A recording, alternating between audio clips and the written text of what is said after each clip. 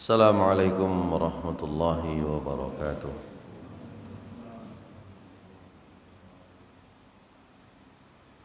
Innal hamdalillah nahmaduhu wa nasta'inuhu wa nastaghfiruh wa na'udzu billahi min shururi anfusina wa min sayyiati a'malina. Man yahdihillahu fala mudilla lahu ومن يضلله فلا هادي له. أشهد أن لا إله إلا الله وحده لا شريك له وأشهد أن محمدا عبده ورسوله لا نبي بعده. اللهم صل وسلم وبارك على نبينا محمد وعلى آله وصحبه ومن والاه. أما بعد معاشر المسلمين yang dirahmati Allah Subhanahu wa taala, jamaah Masjid Al-Mahdi Perumtas 3 yang berbahagia. Pertama, marilah kita bersyukur kepada Allah Subhanahu wa taala atas karunia dan nikmat yang sudah dianugerahkan oleh Allah Subhanahu wa taala kepada kita sekalian. Salawat serta salam mudah-mudahan senantiasa tercurah kepada Nabi kita, Nabi Muhammad sallallahu alaihi wasallam. Ma'asyiral muslimin rahimakumullah.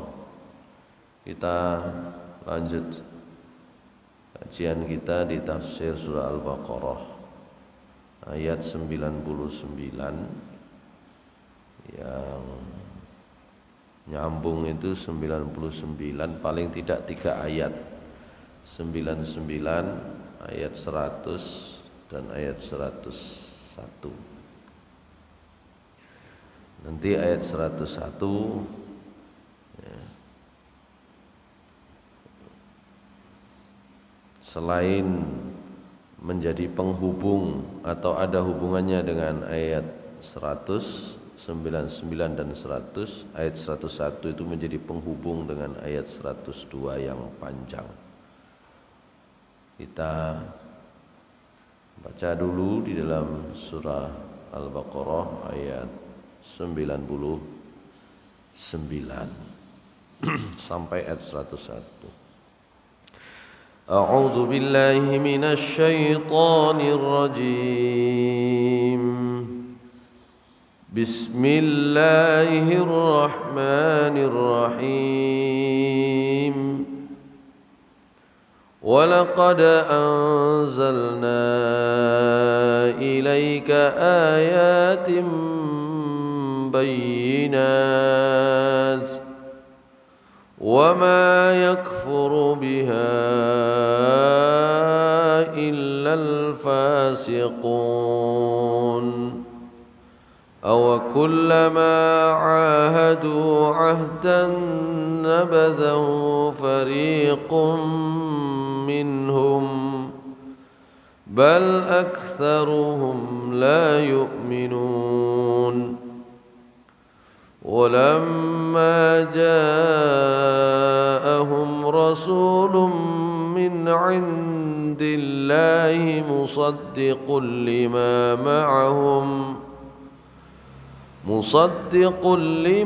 معهم نبذ فريق من الذين أوتوا الكتاب كتاب الله وراء ظهورهم كأنهم لا يعلمون.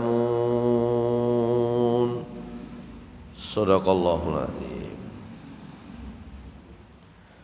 Ma'asyiral muslimin rahimakumullah. Ayat terakhir yang kita bahas, ya, 2 ayat terakhir yang kita bahas itu bicara tentang bagaimana orang-orang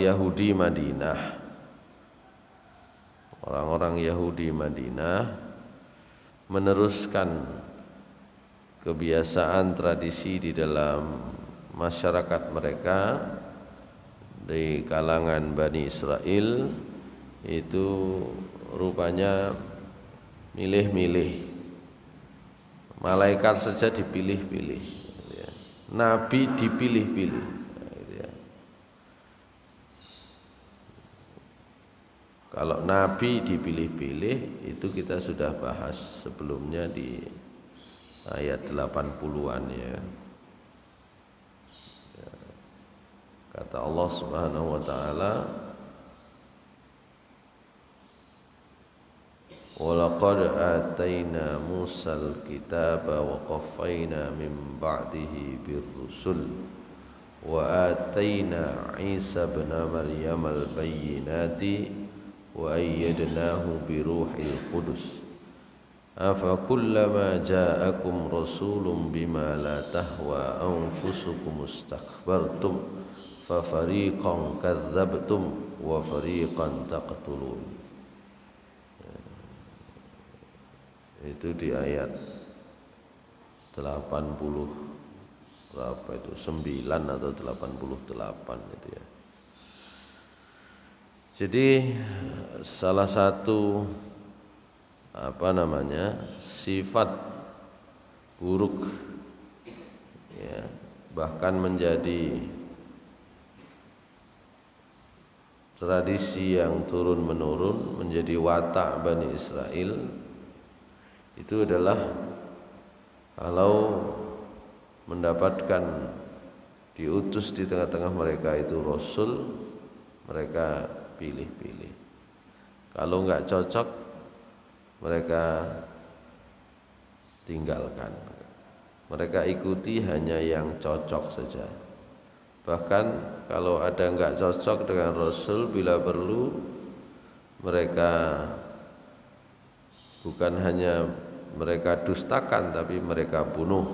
Kalau di dalam tafsir terkait dengan siapa saja nabi yang pernah dibunuh atau diusahakan dibunuh oleh Bani Israel, itu adalah Nabi Yahya, Nabi Zakaria, termasuk Nabi Isa ya.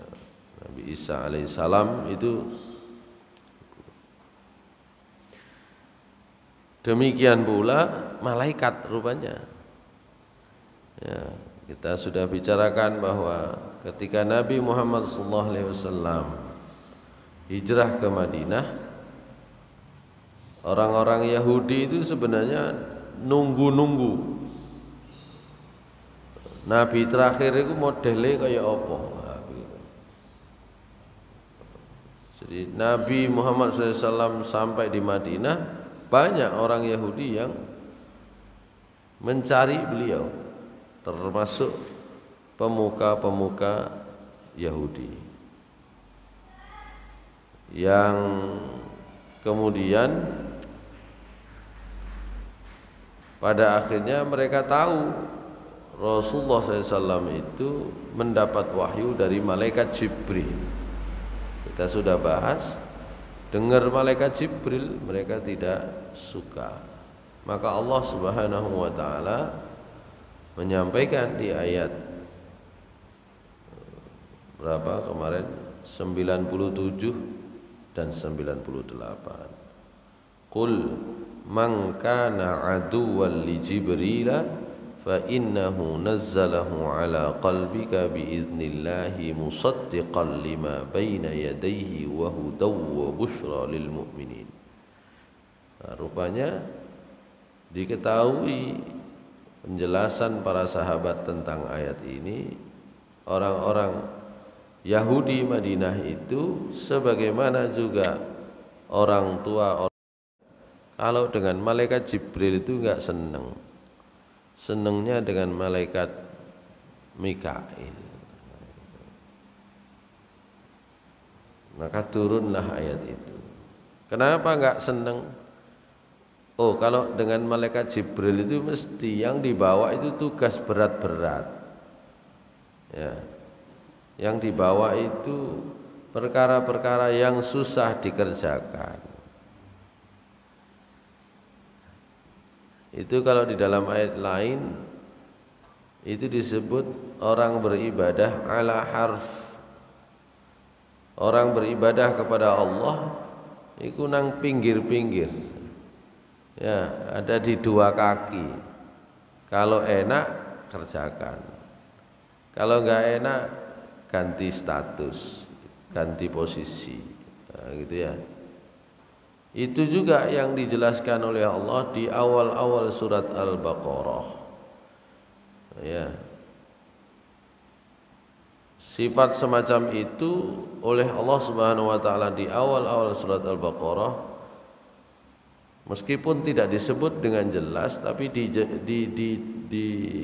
dijelaskan oleh Allah dengan panjang lebar. Kemudian disimpulkan itulah ciri orang-orang munafik. Ya. Kata Allah Subhanahu wa taala, "Kullama adha'a lahum masyaw fihi wa idza azlama 'alaihim qamu." Jadi kalau terang jalan, kalau gelap berhenti. Kalau di masa Rasulullah SAW orang munafik itu begitu. Ya. Kalau sholat subuh, sholat isya enggak ada lampunya, gelap, enggak datang. Kalau sholat yang siang-siang hari datang, izin nekak ketok, izin kalau tidak muncul. Tapi kalau malam nggak ada lampunya, ya kan wong ruwai nggak datang. Nah ini orang munafik itu masih datang ke masjid lo ya, jangan dikira nggak datang. Nah kalau di tengah-tengah kita sing pancet ganang masjid masih zuhur masih asar, itu yo pancet ya, orang Islam ini kan bahaya. Baru muncul nanti nek salat Idul Fitri sama Idul Adha, sing liyane metu mosok gak metu, metu baru. Gitu ya. Masyaallah muslimin rahimakumullah. Ayat 99 itu berbicara tentang bagaimana orang-orang Yahudi menyikapi kenabian Nabi Muhammad sallallahu alaihi wasallam, kenabian Muhammad sallallahu alaihi wasallam. Maka Allah Subhanahu wa taala berfirman, وَلَقَدْ أَنزَلْنَا إِلَيْكَ آيَاتٍ بَيِّنَاتٍ. Walaqad, dan sungguh benar-benar, ya, anzalna. Di situ sudah ada dua kata taukid, lam taukid, dan kata qad itu juga taukid. Dan sungguh benar-benar sudah kami turunkan kepadamu, siapa? Wahai Muhammad, ayatim bayyinat, ayat-ayat yang jelas. Kata Imam At-Tabari dikutip oleh Ibnu Katsir, ayatim bayyinat itu adalah alamatin wadihat, tanda-tanda yang jelas. Ya. Tanda apa? Ala nubuwatika, tanda-tanda kenabian Muhammad sallallahu alaihi wasallam. Wa tilkal ayatu hiya ma hawahu kitabullah min khafaya ulumil yahud. Tanda-tanda itu, ya, sudah terkandung dalam kitab Allah Subhanahu wa taala, sudah tertera di dalam kitab Allah Subhanahu wa taala, dan itu min khafaya ulumil yahud, termasuk informasi-informasi yang dimiliki oleh orang Yahudi itu sudah diketahui oleh orang Yahudi. Wa maknunati sarairi akhbarihim, wa akhbari awailihim min bani Israel. Jadi sudah diketahui orang-orang Yahudi sudah sampai kepada orang-orang sebelum mereka dari kalangan Bani Israel. Karenanya saya sudah menyampaikan beberapa riwayat sebabun nuzul dari orang-orang yang mencari nabi, di antaranya pendeta Yahudi namanya Abdullah bin Salam. Ya, sudah saya sampaikan. Nabi Muhammad SAW datang ke Madinah, itu Abdullah bin Salam duluan cari Nabi, dan akhirnya masuk Islam. Sebelum masuk Islam itu mengajukan 3 pertanyaan dulu yang sudah saya bahas tuh. 3 pertanyaan. Dan pertanyaan-pertanyaan semacam itu memang diketahui oleh orang-orang Yahudi ada di dalam kitab yang mereka yakini gitu. Jadi di dalam Taurat itu mereka sudah mendapatkan informasi nanti ciri Nabi terakhir itu begini. Ya. Nanti Nabi terakhir itu akan menjelaskan ini. Itu sudah semua. Bukan hanya Abdullah bin Salam, nanti setelah Abdullah bin Salam ada rombongan lain cari Nabi. Nanti kalau kita baca surat insyaallah di surat Al-A'raf atau lupa saya, kalau tidak Al-A'raf ya sudah masuk surat Al-Anfal. Surat Al-Anfal mungkin ya. Itu orang-orang Yahudi itu mengajukan pertanyaan-pertanyaan, gara-garanya mereka dimintai tolong oleh orang Quraisy. Orang Yahudi sampean itu kan orang yang punya nabi-nabi, punya banyak informasi tentang kenabian.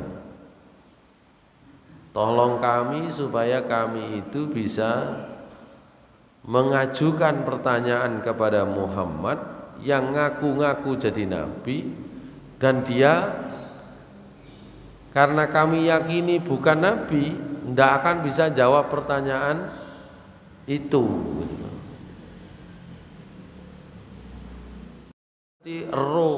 Ilmu kunci. Nah, apa pertanyaan orang-orang di bangku kuliah? Begitu kira-kira. Kalau itu kita tanyakan, tidak akan bisa dijawab karena dia juga kami yakini bukan sarjana. Sing sarjana sampean. Nah, kira-kira pertanyaan orang Quraisy itu begitu. Ternyata justru Nabi Muhammad SAW karena memang betul-betul Nabi, betul-betul utusan Allah Subhanahu Wa Taala, diberikan oleh Allah Subhanahu Wa Taala wahyu untuk menjawab, justru bisa dijawab oleh Rasulullah SAW. Kalau pertanyaannya Abdullah bin Salam kan tentang makanan pertama ahli surga, tentang apa kemarin, tentang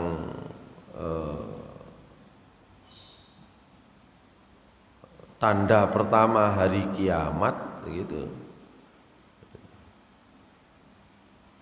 Dan yang satu lagi tentang rahasia bagaimana seorang anak itu kok bisa kok bisa jadi anak laki-laki, kok bisa jadi anak perempuan begitu. Rahasianya gimana? Apa rahasianya? Itu ditanyakan oleh Abdullah bin Salam. Tapi orang-orang Yahudi yang lain itu mengajukan pertanyaan-pertanyaan lain yang juga kemudian dijawab oleh Nabi Muhammad SAW. Dan jawabannya persis seperti yang diberikan kuncinya kepada orang-orang Bani Israel.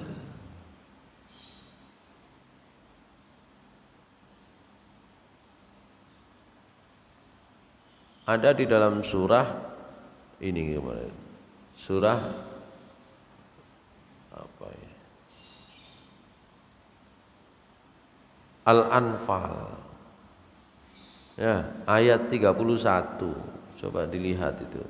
Itu sama.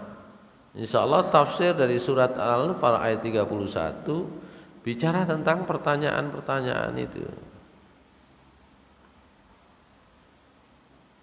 Bismillahirrahmanirrahim. وَإِذَا تُتْلَى عَلَيْهِمْ آيَاتُنَا قَالُوا قَدْ سَمِعْنَا لَوْ نَشَاءُ لَقُلْنَا مِثْلَ هَذَا إِنْ هَذَا إِلَّا أَسَاطِيرُ الْأَوَّلِينَ. Dan apabila dibacakan kepada mereka, siapa mereka di sini? Orang-orang kafir Quraisy. Apa yang dibacakan kepada mereka? Ayat-ayat kami Al-Quran. Ini ketika Nabi Muhammad SAW masih di Mekah. Jadi ketika Nabi Muhammad SAW masih di Mekah, Nabi kemudian mendapatkan wahyu. Kemudian sebagian orang-orang Quraisy di Mekah itu terpesona dengan ayat-ayat Al-Quran sehingga masuk Islam. Tapi sebagian lain, mohon maaf, sebagian lain ketika dibacakan ayat Al-Quran mungkin piknikir atau wis tahu ngerti macam-macam tulisan, macam-macam syair gitu loh. Itu jawabnya karena memang dalam hatinya belum ada iman. Jawabnya adalah qad sami'na. Wah nek ngene ae awak dhewe wis tau krungu, model kalimat ngene iki wis tau krungu. Masih yo enggak ada di kalangan orang Quraisy. Qad sami'na law nasya'u laqulna mithla hadza. Kalau kami mau bisa kita cerita kayak gini itu bisa. Cerita kayak isinya Al-Qur'an. In hadza illa asatirul awwalin. Semua yang dibawa, yang disampaikan oleh Al-Qur'an tidak lain merupakan ya, cerita dongeng orang dulu-dulu. Sopo sing ngomong begini? Kalau dalam tafsir ayat ini yang ngomong demikian itu adalah salah satunya adalah Nadhr bin Harits. Nadhr bin Harits. Nadhr bin Harits itu orang Quraisy, orang Mekah yang karena punya bisnis dan sering jalan-jalan ke banyak wilayah, ya, sering jalan-jalan ke banyak kota. Nah, di kota-kota tempat dia singgah untuk bisnis itu, dia sudah baca kota-kota lain di sekitar Mekah itu kan sudah maju lebih dulu. Kota nek maju itu salah satu ciri kota maju adalah budaya baca. Kalau ada budaya baca berarti ada budaya tulis. Gak mungkin moco kalau tidak ada yang ditulis. Sudah banyak buku-buku. Kota-kota maju itu kota-kota sekitar Mekah, ya, yang pada waktu itu sudah ramai lebih dulu. Di antaranya adalah Damaskus atau Dimshak atau sekarang disebut Syria, dulu disebut Syam. Wah, kalau sudah masuk daerah Syam, Syam itu kan ada di bawah kekuasaan bangsa Romawi. Bangsa Romawi sudah maju lebih dulu. Pun akeh tulisan macam-macam, cerita-cerita, dongeng itu akeh. Kalau di Arab nggak ada kayak gitu itu. Mereka masyarakat yang desa belum banyak ini, gitu ya, belum banyak kemajuan, belum banyak tulisan-tulisan, apalagi cerita-cerita orang dulu, kesuksesan orang dulu gitu, nggak ada. Maka Nadhr bin Harits mengatakan, "Oh, Aku nek mampir neng kota Syam iku ya ana tulisan ngene-ngene iki cerita-cerita wong lawas wong biyen. Isi Al-Qur'an kan sebagiannya kan kisah-kisah. Gitu.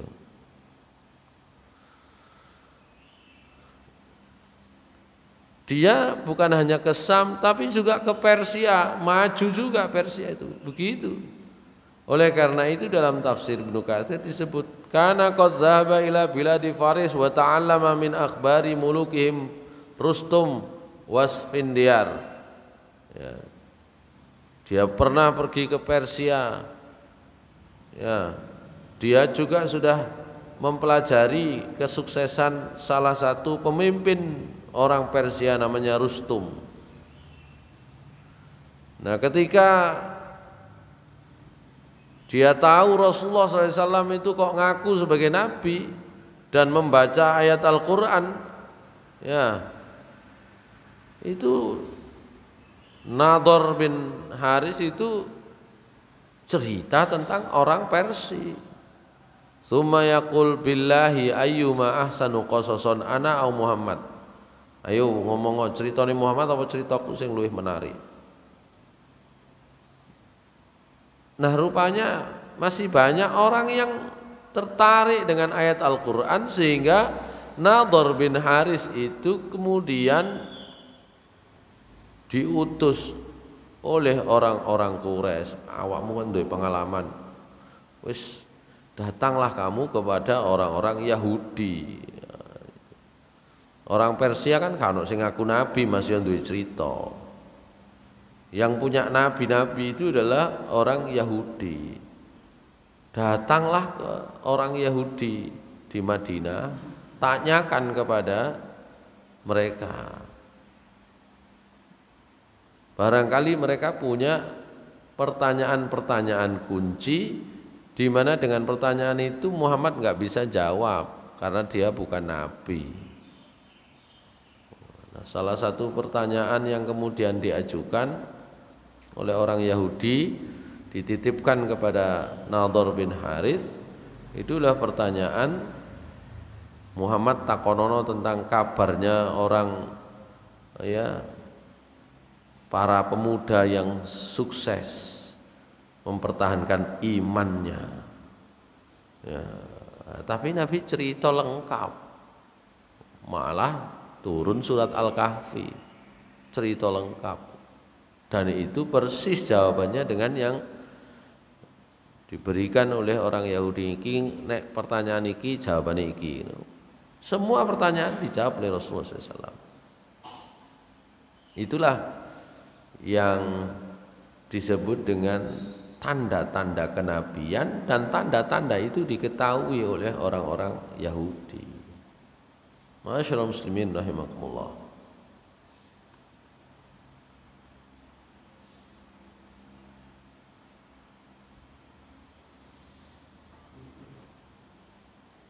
Jadi orang-orang Yahudi itu sudah tahu tentang berita kenabian yang mereka selama ini miliki, dan itu semuanya terbukti di dalam diri Nabi Muhammad SAW. Bahkan mereka tahu juga wan naba'i amma tadammanat sukutubuhum allati lam yakun ya'lamuha illa ahbaruhum wa ulama'uhum. Bahkan Nabi Muhammad SAW juga membawa berita-berita yang tidak diketahui oleh kebanyakan orang Yahudi kecuali hanya oleh pendeta-pendeta ulama-ulamanya.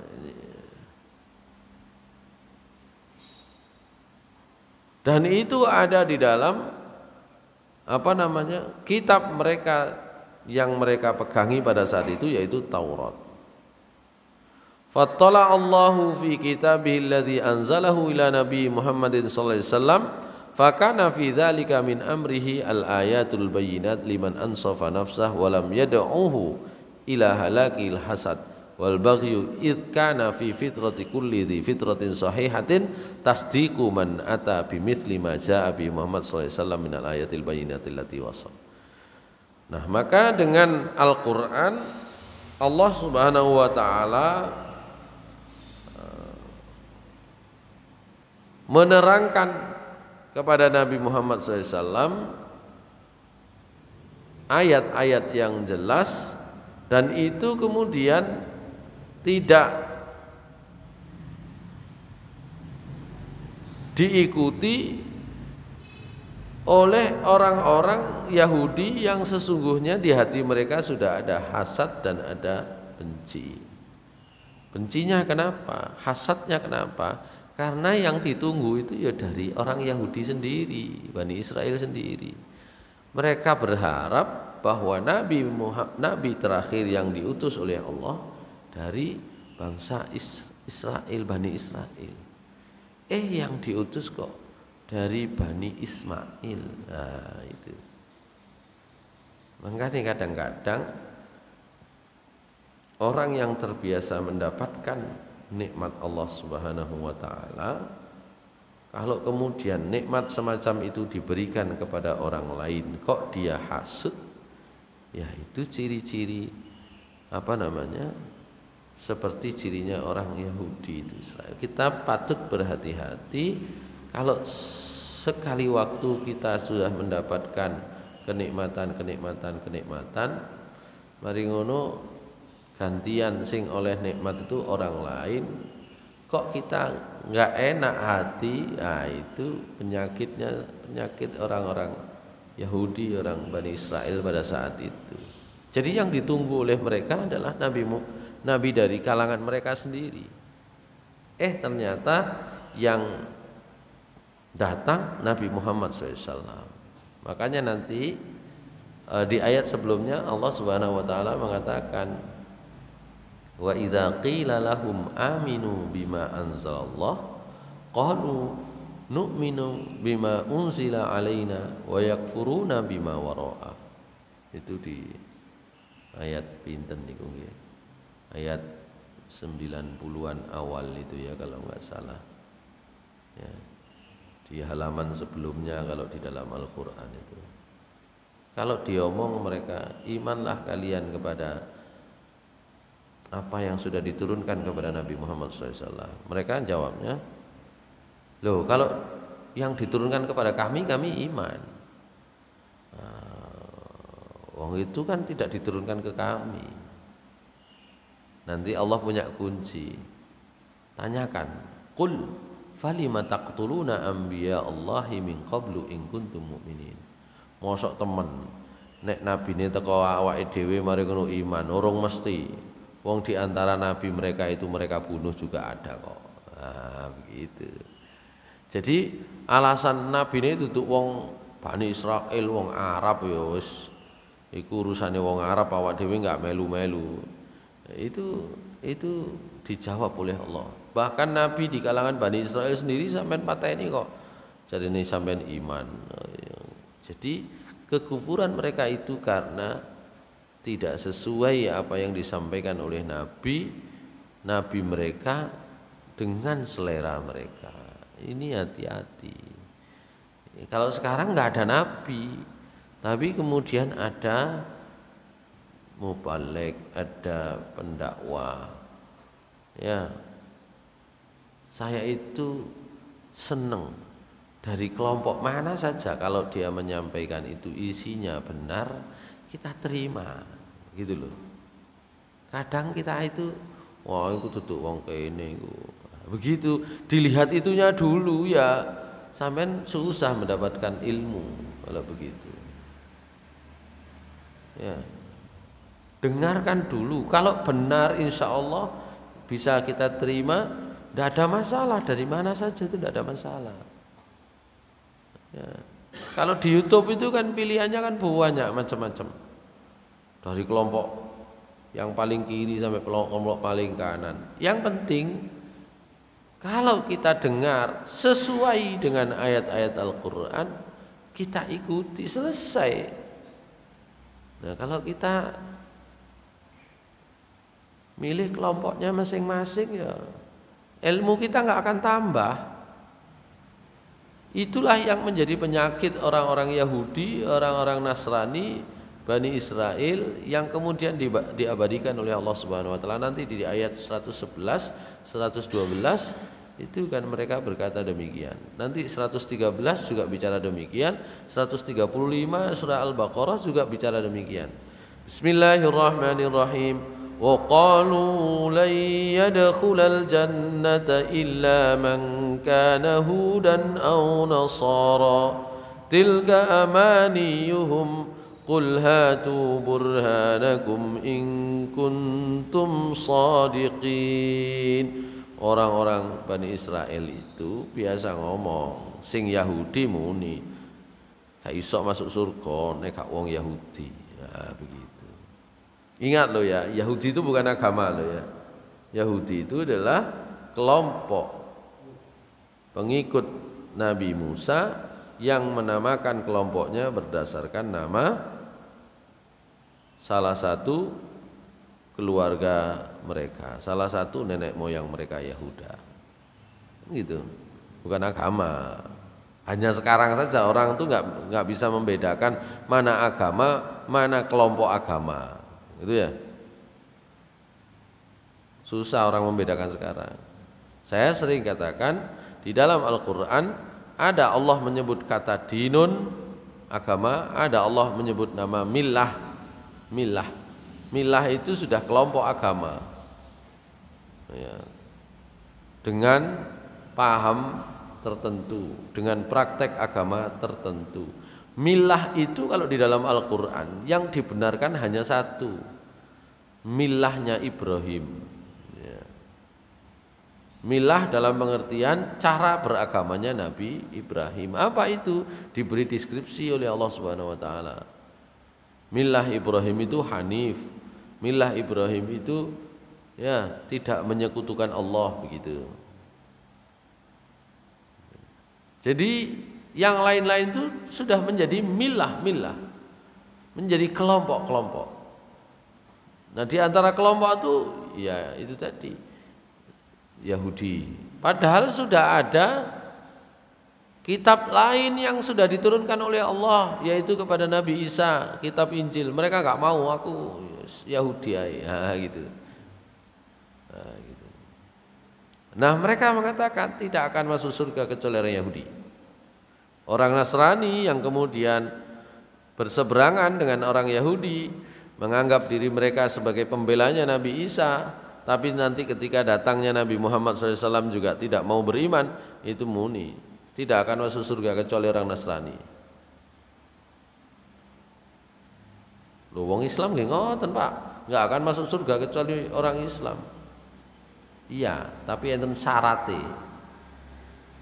Ya. Dan kita sering bicara syarat itu. Orang Islam kalau bicara tentang surga dan neraka itu tidak digaransi. Ya. Mohon maaf, orang Nasrani itu kalau sudah dibaptis garansi. Ya. Garansi surga. Orang Yahudi juga begitu, garansi surga. Saking besarnya garansinya kalau membunuh rakyat Palestina, warga sipil itu nggak ada urusan, tetap masuk surga, kan gitu kan? Kalau kita enggak, umat Islam itu nggak ada garansi.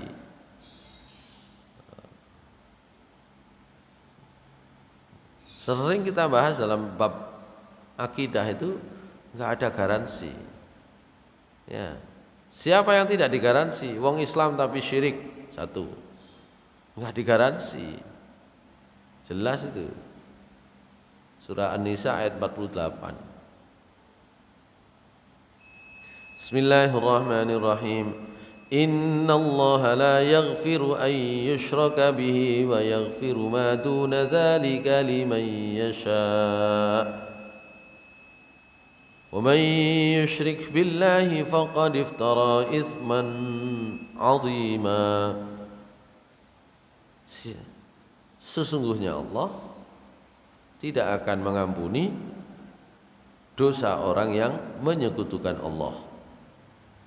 Meskipun Allah mengampuni, mungkin mengampuni dosa-dosa lain selain menyekutukan Allah. Jadi orang Islam kalau sudah menyekutukan Allah, syirik, dan syiriknya syirik yang jali, yang jelas, syiriknya syirik yang terang-terangan, wah itu susah mendapatkan, bukan susah, nggak bisa mendapatkan ampunan dari Allah. Masya muni wong Islam nggak bisa, syirik yang terang itu nggak bisa. Jadi tidak dijamin. Yang kedua, tidak mendapatkan jaminan untuk masuk Islam. Untuk masuk surga itu orang yang meninggalkan sholat. Jelas itu. Ya, meninggalkan sholat sudah hilang garansinya masuk surga.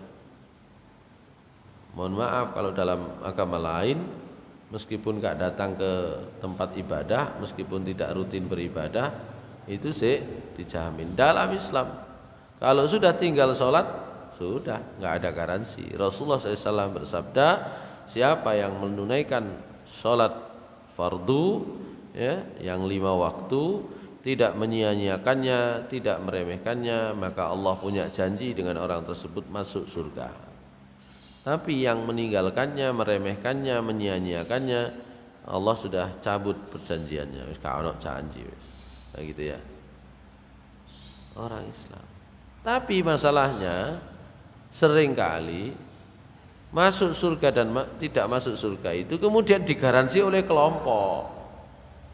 Awakmu melok kene ae, mesti masuk surga, wis beres dijamin. Nah itu bahaya. Itu banyak, nggak usah saya sebut satu-satu lah. Tapi rata-rata kita kalau sudah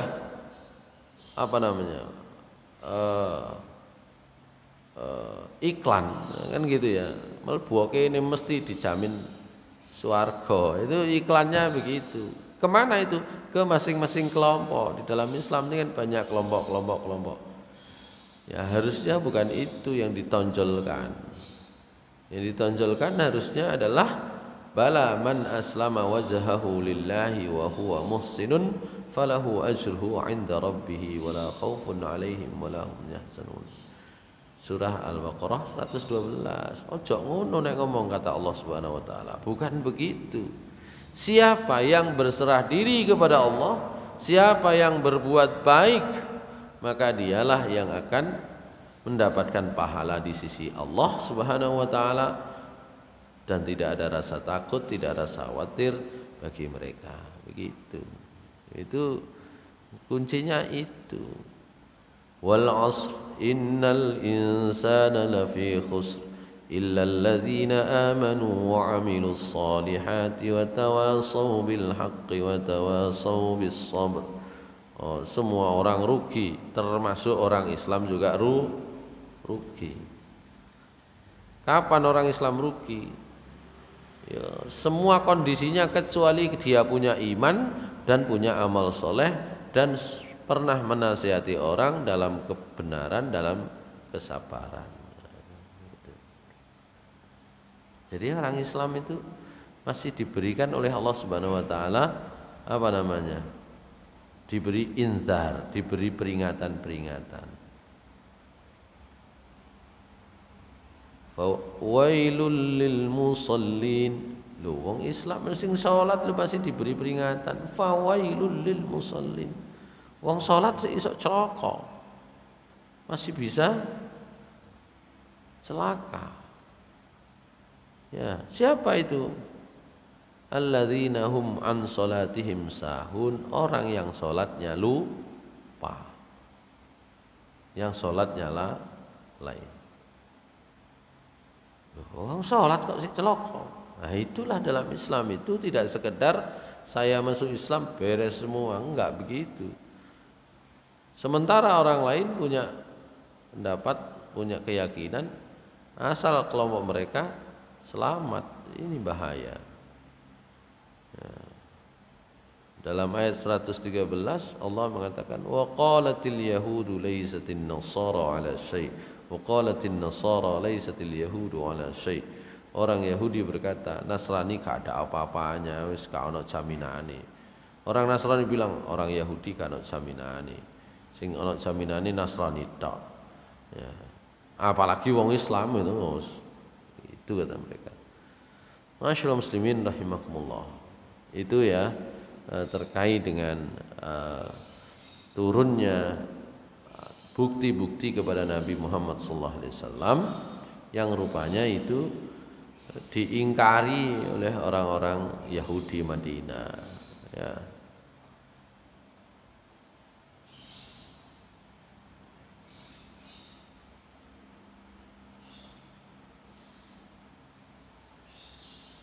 Walaqad anzalna ilaika ayatin bayyinatin fama wama yakfuru biha illal fasikun. Nabi Muhammad SAW itu sudah diberikan oleh Allah ayat-ayat, tanda-tanda, bukti-bukti yang jelas, dan tidak ada yang beriman, ya, tidak ada yang kufur, maaf, illal fasikun, kecuali orang-orang fasik. Ya. Di masa Nabi itu enak, orang itu punya status itu. Memang dalam bahasa Arab itu status orang itu jelas. Oh ini fasik, oh ini iman, oh ini kafir, oh ini munafik, itu jelas. Kalau kita itu kan diarani dengan istilah itu kan murang-muring gitu ya, marah gitu ya.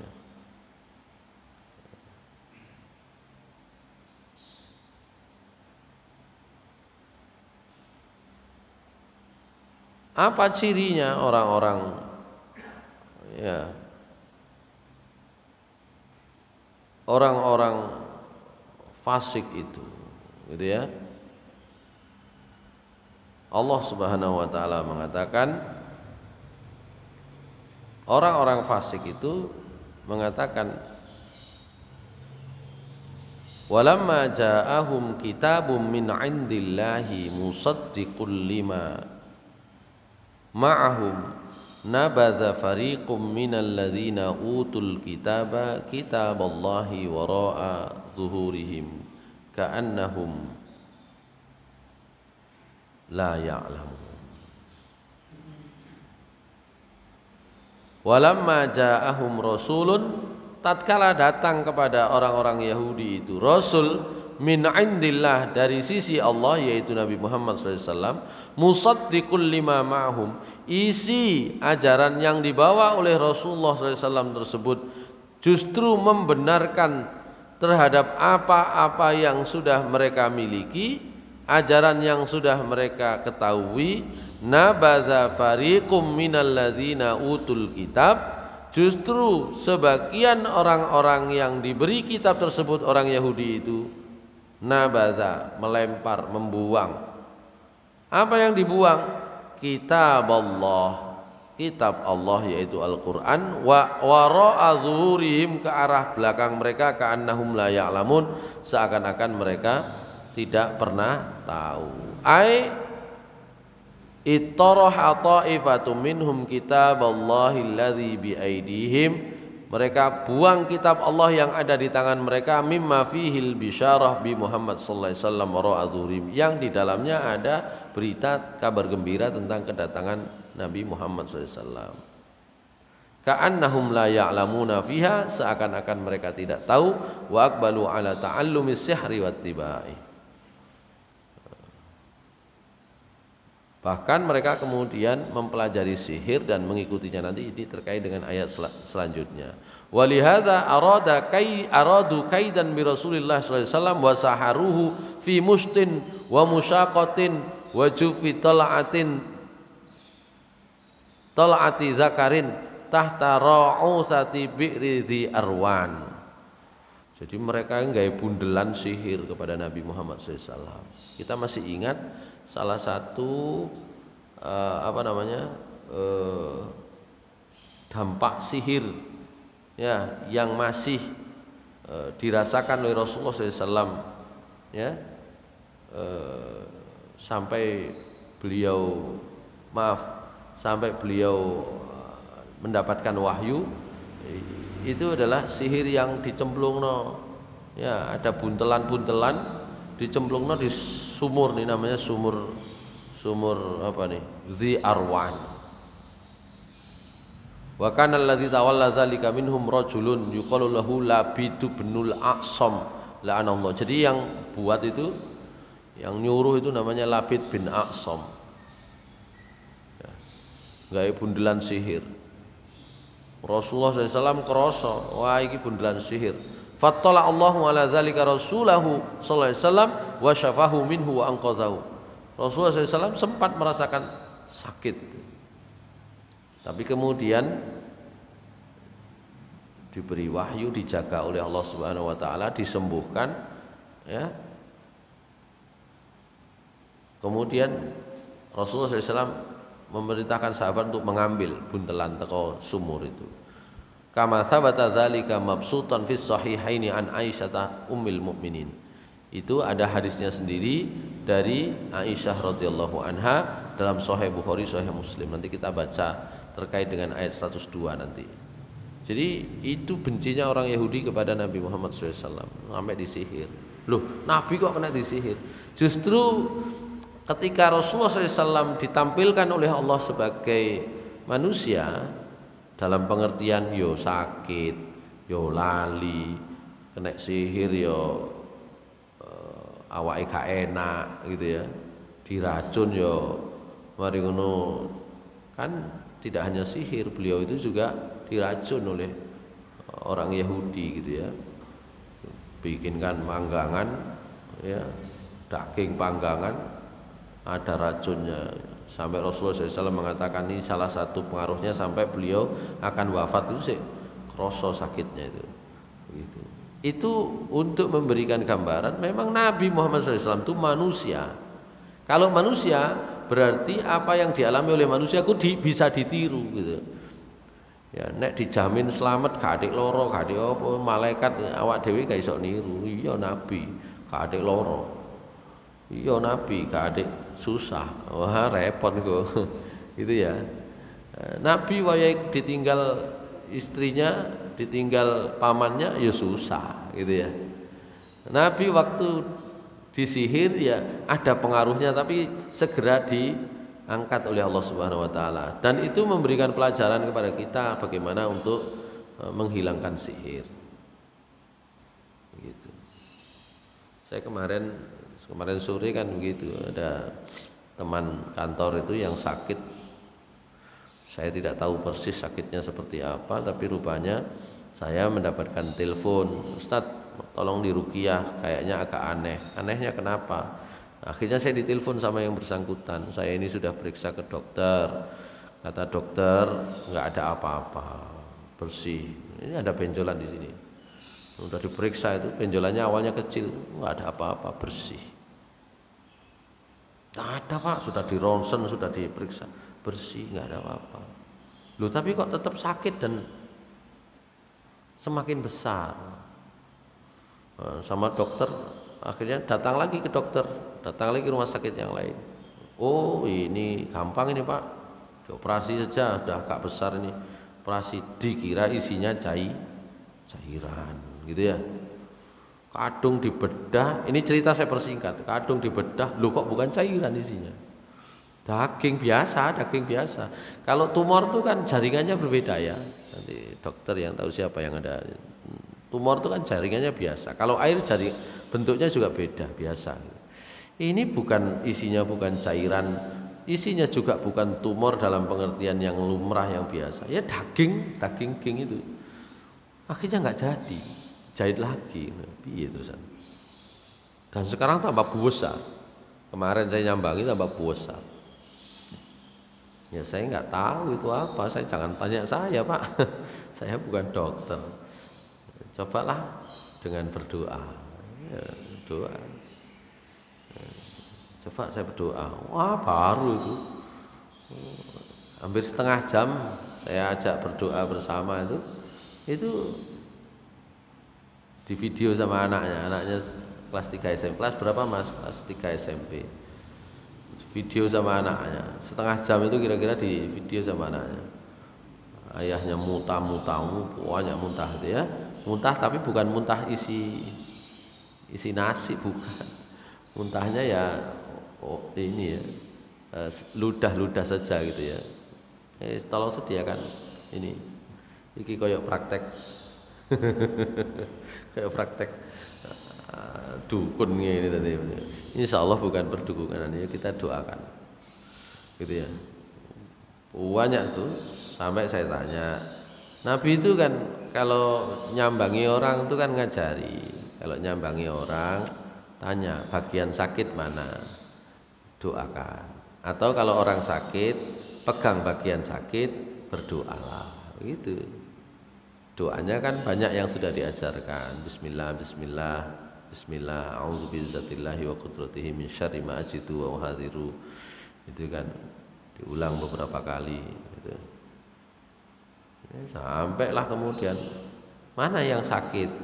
Oh, sini Pak, punggung. Ya memang yang punggungnya gede, ada dua, leher sini sama sini, besar sekali. Sudah ada bekas luka dioperasi sudah kering gitu ya, dijahit lagi aku ngene ya Allah. Udah keluar itu, mana lagi yang sakit perutnya. Jadi apa ya, sambil puyeng apa ya, ini ya, coba itu diurut, dipegang, yang sakit situ saya pegang, saya bantu. Bismillah, mudah-mudahan keluar itu. Sampai selesai baru bisa diajak ngomong. Jadi di tengah-tengah dia bilang, sampai cukup istighfar saja, nanti saya baca doa yang lain. Baca yang keras, istighfar, astagfirullahaladzim, astagfirullah. Itu sama gini, sampai nggak bisa duduk orangnya itu, duduk aja nggak bisa, berbaring aja. Awalnya padahal sehat gitu ya, cuma berbaring aja. Sudah, alhamdulillah setelah ini bisa, insya Allah bisa sampai berdiri dan bisa ke kamar mandi. Saya bilang gitu, coba berdiri kamar mandi. Udah berdiri ke kamar mandi, bisa wudhu. Nanti kalau saya pulang, saya sudah mau ngaji, saya kasih batas waktu, saya nanti 4:30 harus geser karena maghrib saya ngaji di Sidoarjo. Itu posisi di Sukolilo, mulai dari setelah sholat asar persis ya. Itu ya. Saya sarankan sampean mandi besar, mandi junub gitu ya. Mandi junub bukan sekedar keramas, tapi wudunya yang penting. Sampean jaga wudu, sampean jaga ini, jaga ini, jaga ini. Mudah-mudahan Senin jadwalnya diperiksa ini apa, dagingnya yang sudah diambil itu sedikit itu di Dokter Sutomo, jadwalnya diperiksa, sudah bolak-balik periksa, belum ketemu ini jenisnya apa. Karena memang bukan jaringan tumor seperti umumnya, gitu ya. Pertama diarani, oh ini tumor jinak. Tapi kok cepat besar? Oh ini tumor ganas nih, gitu ya. Gitu. Mudah-mudahan sebelum Senin kempes, saya bilang gitu.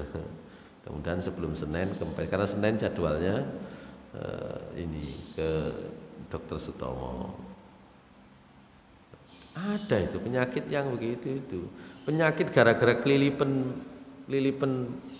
kerikil itu juga ada, kelilipan pasir maksud saya itu ada. Penyakit ya kelilipan barangun itu ya ono ae. Terserah Gusti Allah kan gitu ya. Sudah.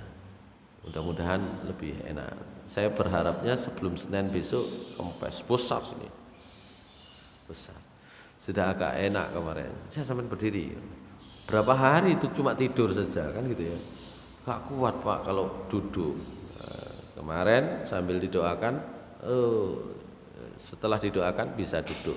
Saya sampai coba ke kamar mandi lah bisa, saya bilang gitu. Sampai usahakan sholatnya berdiri, jangan dicari enaknya, saya bilang gitu.